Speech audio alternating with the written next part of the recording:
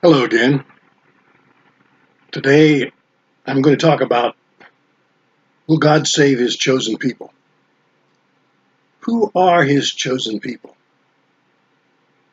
Well, originally, obviously, it was the Hebrews.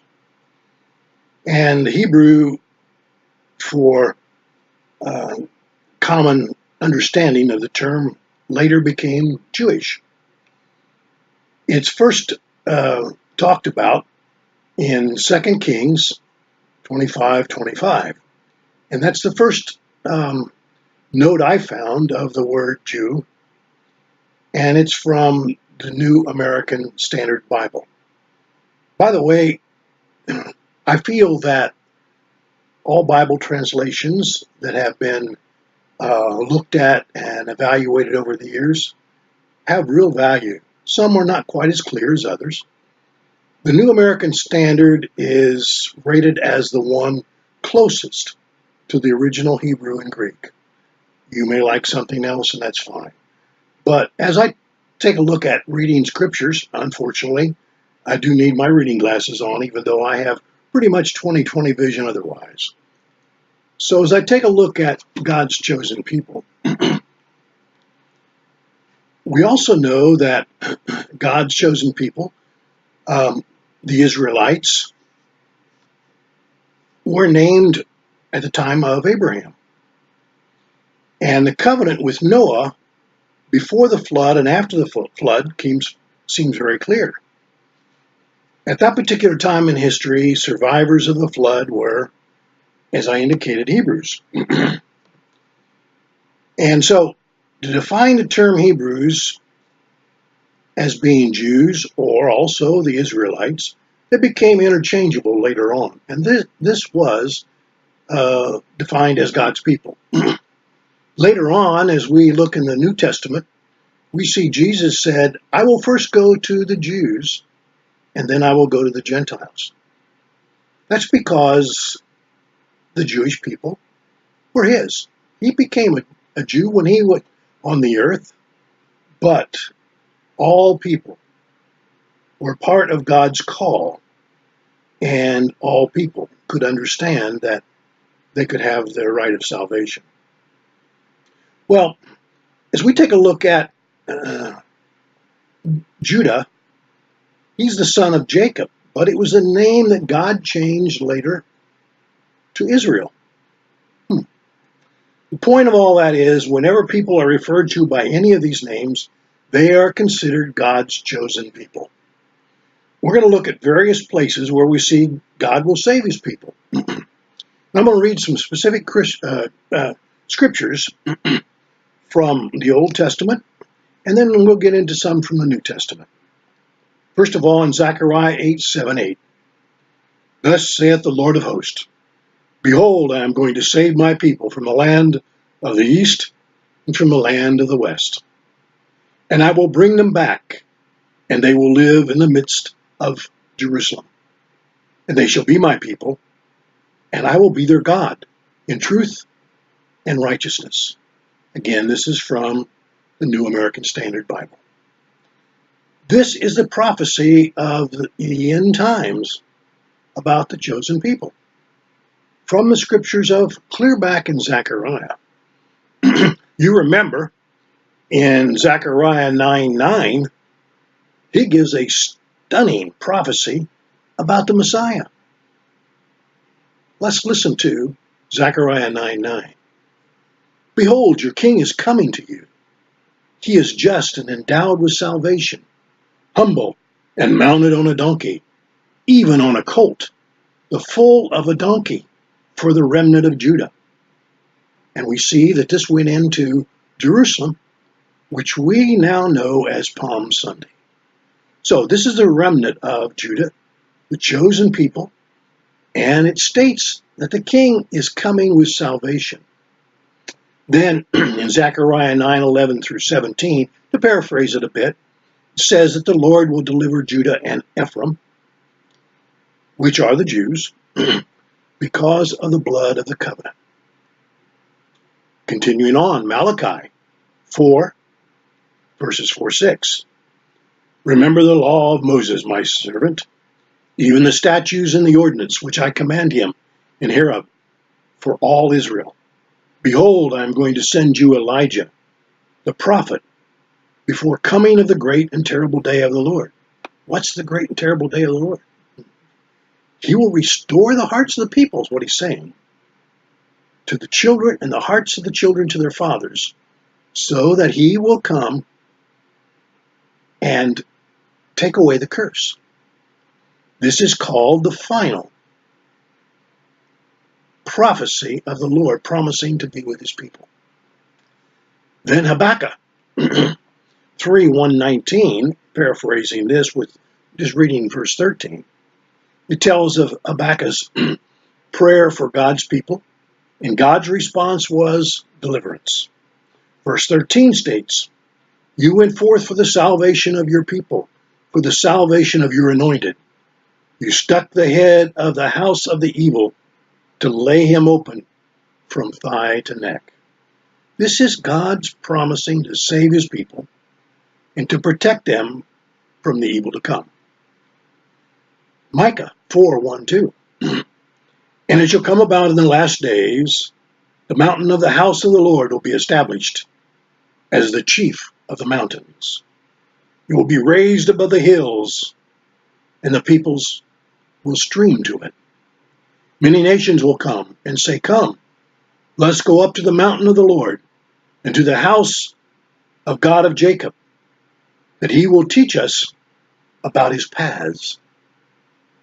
For whom Zion will go forth the law, even the word of the Lord from Jerusalem. He will assemble the lame, the outcast, the afflicted, and make a remnant, that strong nation," which is again Israel, "and the Lord will reign over them in Mount Zion."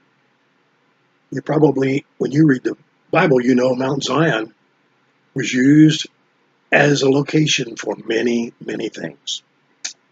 Well, this clearly is bringing his people back to Jerusalem to save them.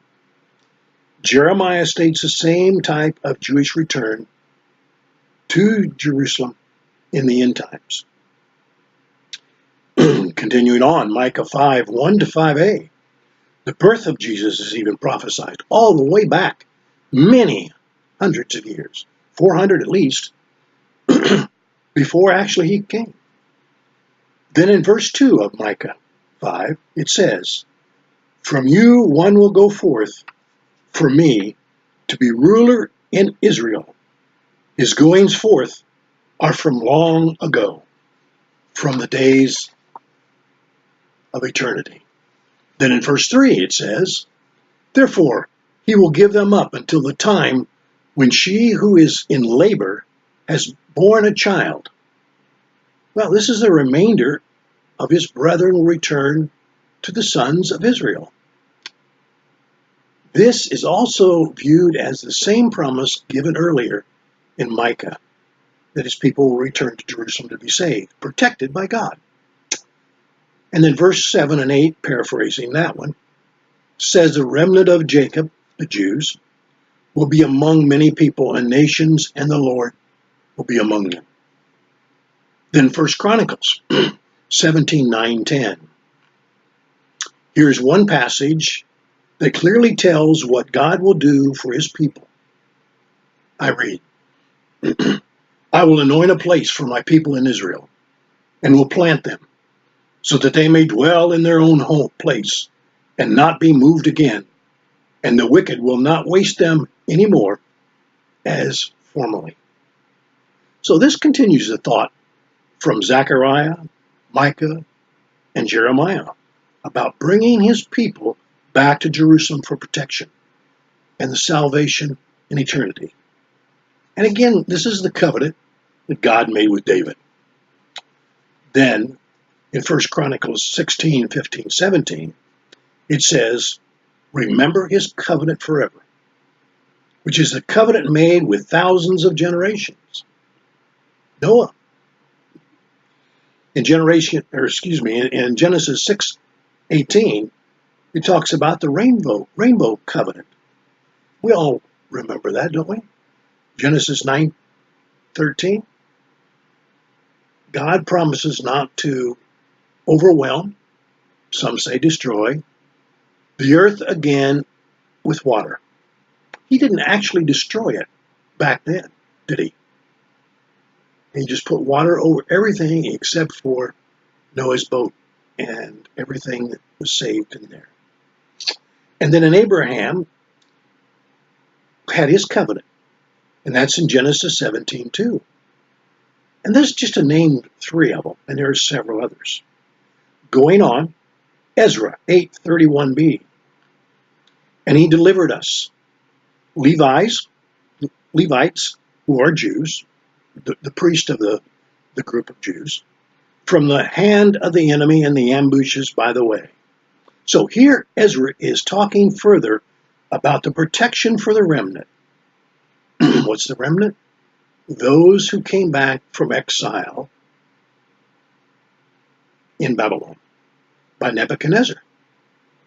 We know that in Jeremiah, 2 different places, it says this exile will last 70 days. Jeremiah 25:12 and Jeremiah 29:10. Might check those, that's from memory, but I'm pretty sure that's right. So, as we know, the remnant, for those Jews who were saved, protected, and permitted to return to Jerusalem to rebuild the temple and, of course, the wall later on in Nehemiah, during the time of Ezra. And he says that the Lord told Cyrus. Now, who was Cyrus? He was a Persian king. What Persian modern day is today is Iran. Not so friendly today. But that Persian king was told by God to let them return, and he did. Jeremiah 23:1-6.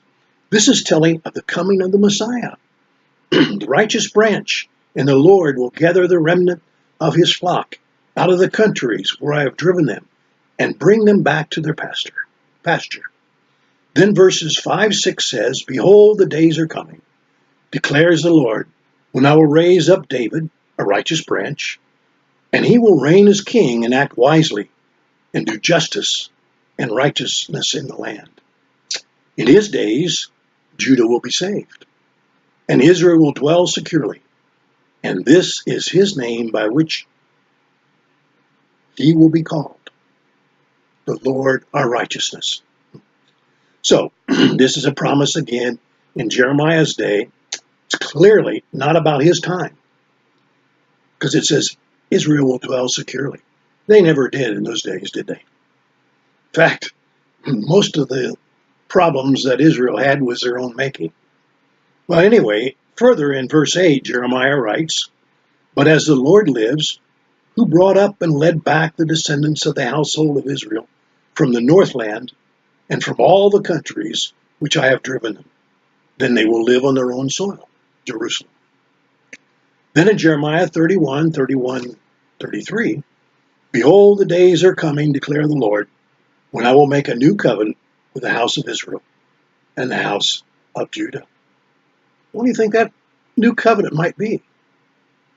Well, it says this is not the same covenant which he had made with his fathers, but it's a new covenant. And 33b states, I will put my law within them in their heart, and I will write, and I will be their God, and they shall be my people. This new covenant is the covenant that Jesus made with his people when he came. Then in Jeremiah 32:37-38, Behold, I gather them out of all the lands to which I have driven them in my anger, in my wrath, and in my indignation, and I will bring them back to this place and make them dwell safely. They shall be my people, and I will be their God. Here God repeats for more than 2 times that he will restore his people and save his remnant. It has been said that when God says something twice or more, he wants you to hear it. Well, if he says it more than twice, you better hear it and you better understand it. Finally, in this particular video, go to Ezekiel 39:28. Ezekiel makes it clear that this gathering of the remnant makes God's will of one that he had set before. And he's going to return every single living Jew back to their land. He writes, the Lord said that he will gather them again to his own land, and none of them will be captive any longer. I will continue this thought about will God save his people? And we're going to some present day thoughts and some New Testament verses. Thanks for watching. Tune in again and tell others they might enjoy it as well. Thanks.